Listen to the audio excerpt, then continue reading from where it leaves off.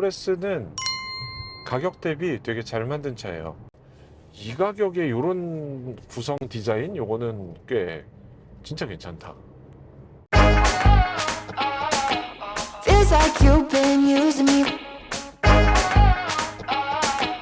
Feels like you've been using me.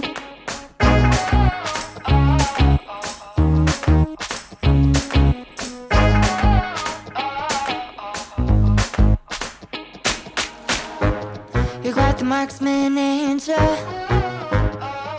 안녕하세요, 오토캐스트 이다일입니다. 여기 인천 영종도의 네스트 호텔에 나와 있고요. 지금 뒤에는 토레스가 있어요. 신차 토레스는 준중형 SUV예요. 그러니까 경쟁 모델로 지목을 하자면 현대의 투싼, 기아의 스포티지 정도가 될 것 같은데, 휠베이스는 좀 짧은데 옆에 공간, 실내 공간을 직접 타본 기자들에 따르면은 좀 넓은 공간, 헤드룸도 넉넉하고 넉넉한 요소들이 꽤 있다고 해요. 토레스의 전체적인 외관은 이렇게 생겼어요. 뭔가 코란도를 떠올리는 듯 하면서도 굉장히 강한 모습이죠. 이렇게 그릴을 넣어서 집 같은 게 연상되기도 하고요. 전면에 쌍용 로고 대신에 토레스라는 이름만 딱 붙여놨습니다. 옆모습은 생각보다 커 보이는 외관을 갖고 있어요. 꾸미기에 따라서 달라지는데, 사실 이 차의 경쟁 모델들은 스포티지, 투싼 같은 준중형 SUV들이죠. 그 중에서 러기지룸, 그러니까 트렁크 공간이 굉장히 넓다, 이런 걸 장점으로 설명하고 있습니다. 뒷모습은 쌍용을 가장 잘 나타내는 디자인이 아닐까 생각이 됩니다. 옛날에 스페이어 타이어가 있던 자리를 이렇게 뭔가 사다리를 연결하는 공간으로 활용을 하고 있는데, 지금은 거의 모양이라고 봐야 돼요. 좀 흔들흔들해서 실제 쓰기는 불안하더라고요. 그래도 밖에서 달리는 모습을 보면은 실제 꽤 괜찮아 보인단 말이죠. 트렁크 문은 이렇게 엽니다. 이렇게 누르면은 위로 쑥 열리는데, 사실 트렁크 공간은 그냥 평이한 수준이에요. 공간 넓이는 좋은데 아기자기하게 꾸미거나 그러지는 않은 느낌이고, 평범한 자동차의 트렁크 정도예요.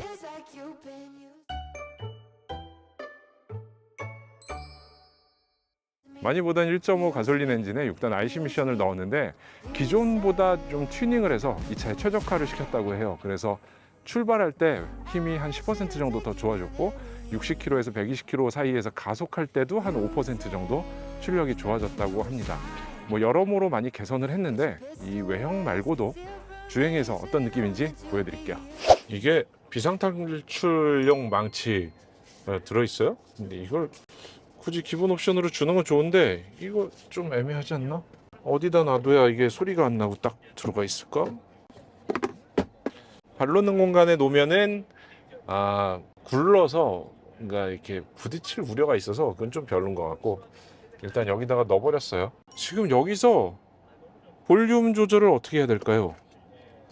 적응을 좀 해야 될 것 같은데, 일단은 22도 정도로 싱크를 하고 오토 에어컨으로 세팅을 했고요. 그 다음 오디오를 줄이고 싶어.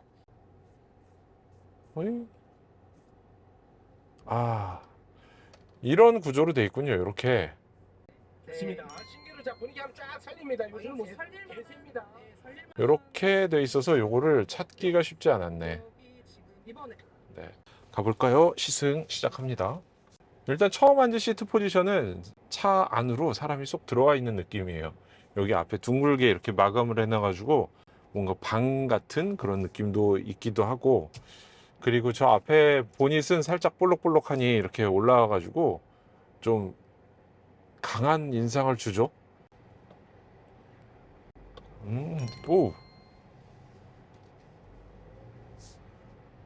이게 그렇군요.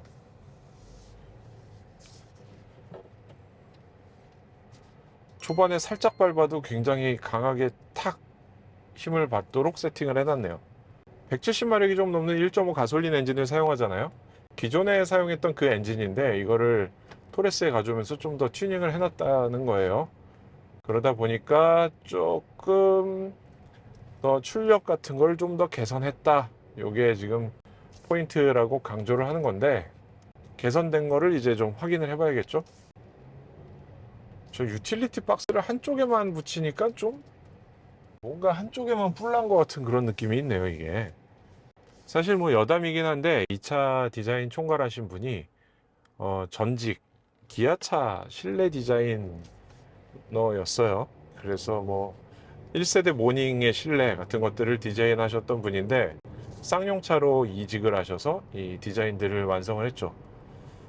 그래서 그런지 뭔가가 많이 바뀌었어요. 예전 쌍용차의 그 인테리어 디자인이 상당히 좀 거친 소재들을 많이 사용하면서 투박한 느낌이 있었는데 지금 보면은 이런 마감들 굉장히 세련됐어요. 이거 3천만 원짜리 차라고 믿어지지 않을 정도로 세련된 마감을 잘 해놓은 차네요. 그리고 운전석에서 보면은 대시보드가 낮아서 이게 되게 넓은 뭔가의 책상에 앉아 있는 듯한 그런 느낌을 주고 있어요. 이런 구조가 최근에 투싼 같은 데서 보였었죠.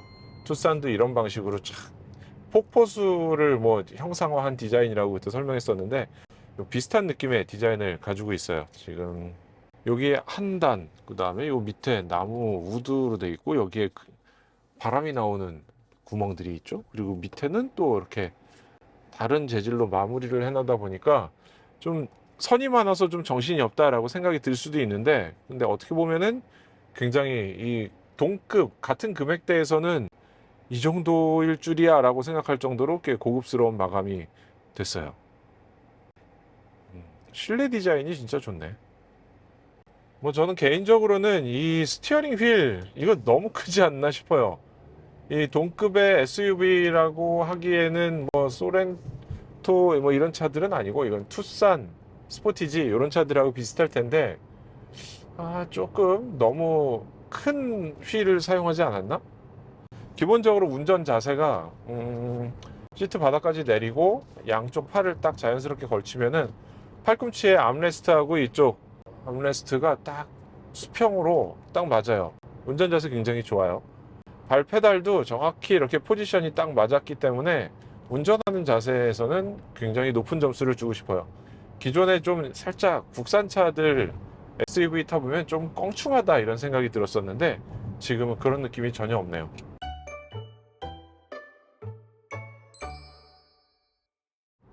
기본적인 주행 느낌은 굉장히 경쾌하게 팍팍 치고 나가는 그런 느낌이 있어요. 그래서 실제 출력보다 더 차가 훨씬 잘 달리는 듯한 그런 느낌을 주고 있어요. 이게 170마력인데 요 정도 토크가 30이 안 되거든요. 근데 요 정도의 느낌을 주면서 달리는 거는 되게 재밌는 일이네요. 근데 이 토크를 잘 배분한 거지 살짝 밟아보면은 금방 한계가 드러나긴 해요. 6단 아이신 변속기를 사용하고 있는데 뭐 그렇게 이렇게 힘을 쭉쭉 뽑아내는 그런 느낌은 아니고 6단의 한계에서 잘게 썰어서 사용을 하고 있는 거죠. 브레이크는 뭔가 좀 민감하게 쑥쑥 초반에 민감하게 탁 반응을 하는 그런 느낌이 아니라 살짝 들어가서 반응을 하는 그런 느낌이라 편안한 주행, 부드러운 주행에는 장점이 될 수 있는데 브레이크가 좀 더 깊다 혹은 밀린다 라는 느낌으로 느낄 수도 있을 것 같아요. 이 시트는 아랫부분 허벅지 부분이 좀 작은 편이에요. 그러니까 차급에 맞춰서는 뭐 이 정도 크기일 수도 있겠다라고 생각은 들긴 하는데 그래도 이 시트가 좀 작은 편이라 바닥을 충분히 받쳐주는 그런 느낌은 들지 않아요. 그리고 조금 단단하죠 이게. 느껴보니까 지금 차도 그렇게 말랑하지는 않고요. 좀 단단한 성향이 있는 데다가 시트도 살짝 단단한 느낌이 있어서 이것들이 합쳐지면은 전반적으로는 승차감이 좀 단단한 편일 것 같아요. 그리고 아까 다른 조에서 이제 먼저 시승 갔다 온 기자들 얘기를 좀 들어보니까 뒷좌석이 조금 더 단단하다라고 하더라고요.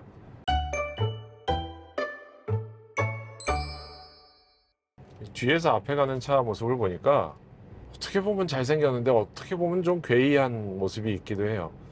스페어 타이어가 들어있던 곳을 흔적처럼 저렇게 남겨놓은 공간이 뭐 아이덴티티라고 볼 수도 있겠지만 굳이 필요 없는 거를 저렇게 덧대야 할까 하는 생각이 들기도 해요. 방향지 시등 소리도 똑딱똑딱 이거 예민하네.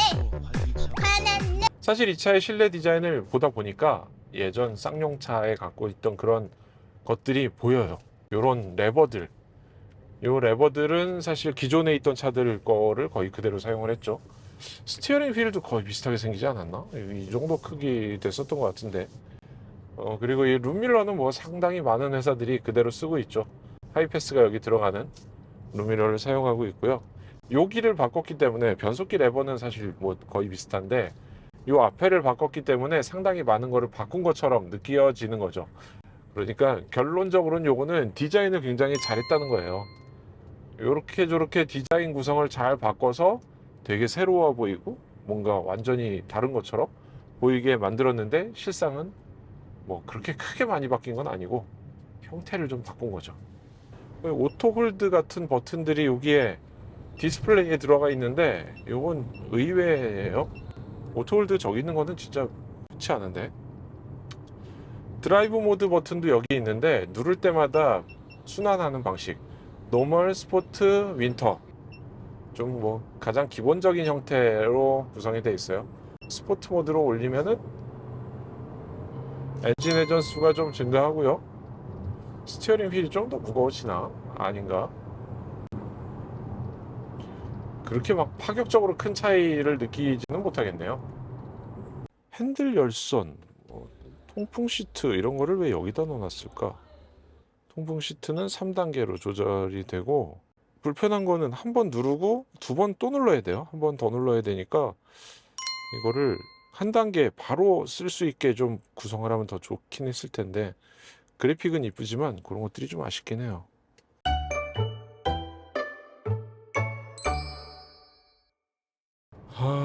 일단 어댑티브 크루즈 컨트롤을 설정을 했고요. 80km 속도를 맞춰서 가기로 돼 있어요. 일단 지금 앞차를 따라서 정속으로 쫙 가고 있는데 소음 진동은 뭐 이런 도로에서는 괜찮은 편이네요. 이게 차급을 생각하면은 왜 현대기아를 타보면은 소렌토하고 스포티지 그다음에 산타페하고 투싼 얘네들끼리 급을 명확히 나누고 있는데 일단 요 쌍용차도 렉스턴이나 혹은 다른 차들과 이렇게 좀 급을 나눴었거든요. 근데 기본적으로 요런 정속 주행 시에 저속 주행 시 정속 주행 시 이런 때에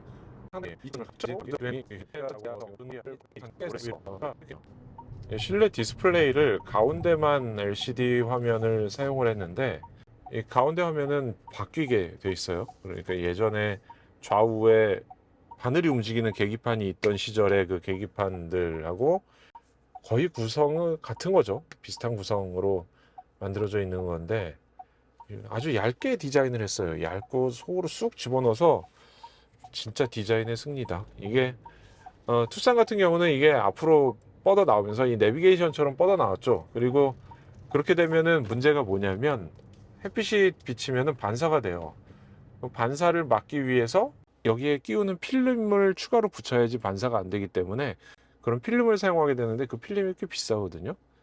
그래서 이번 투싼 때도 그걸 굉장히 강조했었어요. 근데 이 토레스는 그렇게 필름을 씌우지 않고 디스플레이를 살짝 안으로 집어넣어서 네모나게 그냥 꾸며놨어요. 그리고 여기가 턱이 지다 보니까 이 턱 사이로 그늘이 지니까 이 밑에 디스플레이가 잘 보이는 거죠.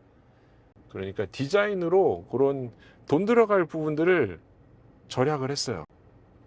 그래서 차값을 좀 낮게 책정할 수 있었던 게 아닐까. 여러 가지 제약 조건들을 뭔가 아이디어를 짜내서 막 극복한 그런 것들이 보여요.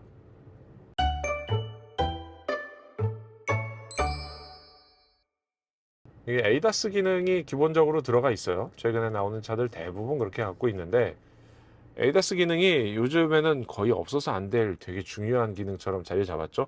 어댑티브 크루즈 컨트롤 되고 이게 센서가 들어가다 보니 그걸 이용해서 사람이나 앞에 차나 뭐가 충돌이 예상되면 스스로 멈추게 하는 기능 이런 것들을 적용하면서 뭐 차선 변경할 때라든가 여러 상황에 안전하게 만들어 주는데 진짜 그거 한번 있으면은 없는 차는 이제 타기 힘들 거예요.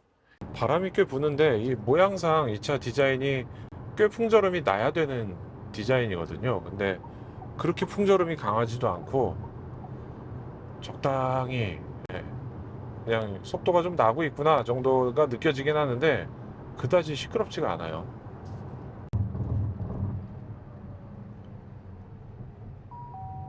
통행료 5,000 원이 정상 처리되었습니다. 카드 잔액은 어댑티브 크루즈 컨트롤은 여기서 작동을 하게 돼 있죠. 크루즈 컨트롤을 작동하고 켜고 앞차와의 거리를 여기서 오른손으로 설정을 하게 되는데, 신기한 거는 이 가운데 차선 유지하고 스티어링 휠 잡아주는 버튼, 그 기능의 버튼은 왼손에 들어가 있어요. 이걸 왜 오른쪽 왼쪽을 분리했을까? 잘 모르겠어요. 왜 그랬을까? 보통은 오디오나 인포테인먼트를 한쪽에 넣고 나머지 한쪽에 이 크루즈 컨트롤 같은 주행에 관련된 기능을 넣게 마련인데, 여기다 이렇게 모으는 편이거든요. 근데 이 차는 요거를 섞어놨네. 독특해요. 이게 아까 초기에 저 영종도를 돌아다니는 길에서는 좀 차가 단단하고 통통 튄다는 느낌을 받았는데, 지금 송도로 넘어가는 이 다리 위에서 정속 주행을 하면서 지금 느껴보니까 그렇게 통통 튀는 건 아니고 약간 단단한 느낌에 더 가까워요. SUV지만 좀 단단해. 최저지상고가 19.5던가 꽤 높은 편이라서, 보통 요즘에 18 정도도 안 되는 그런 SUV들이 많이 있는데 이 차는 그거보다 조금 더 높은 편이거든요. 근데 그런 거에 비해서는 뭐 승차감도 괜찮고 주행 성능도 괜찮고 여러모로 나쁘지 않은 구성을 잘 하고 있어요. 여러 컬러들 다 봤었어요. 검은색, 흰색, 뭐 카키색, 포레스트 그린이라고 하는 카키색이 있었고, 이 회색, 은색 비슷한 회색, 이런 그레이 컬러가 있고 하는데, 그 컬러마다 투톤으로 위에 검은색 지붕을 얹을 수 있는 차들이 따로 있는 거죠.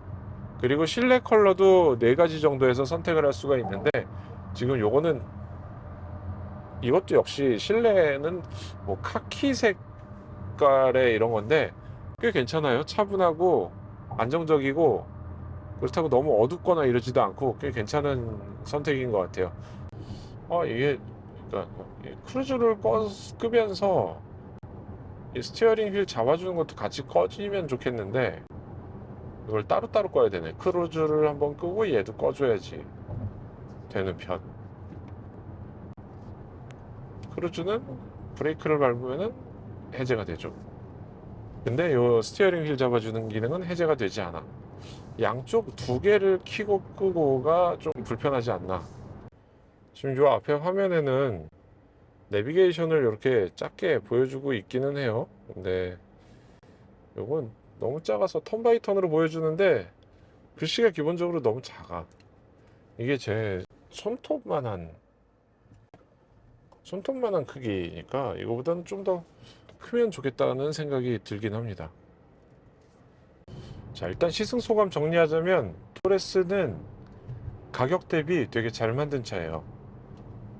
디자인도 그렇고 뭔가 특정한 이런 취향을 저격할 수 있는 그런 차라고 생각이 돼요.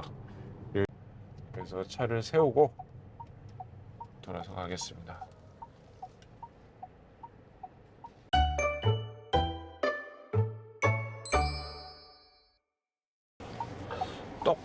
똑딱 내비게이션을 켜고 다시 반환점으로 돌아가 보겠습니다. 토레스 키는 이렇게 생겼네요. 이렇게. 뭐야 이거? 요즘에도 이런 키가 있구나. 이거를 잘 포장을 해서 이렇게 담아주는데, 토레스 디자인 많이 바꿨는데 키를 못 바꿨네요. 후진할 때 연동이 되는군요. 오, 후측방 접근 경고라고 여기 떴어요. 근데 이게 왜 끊겨서 보이지? 후방 카메라가 계속 지속적으로 보이지가 않고 뚝뚝 끊겨서 보여. 이거 왜 이러지?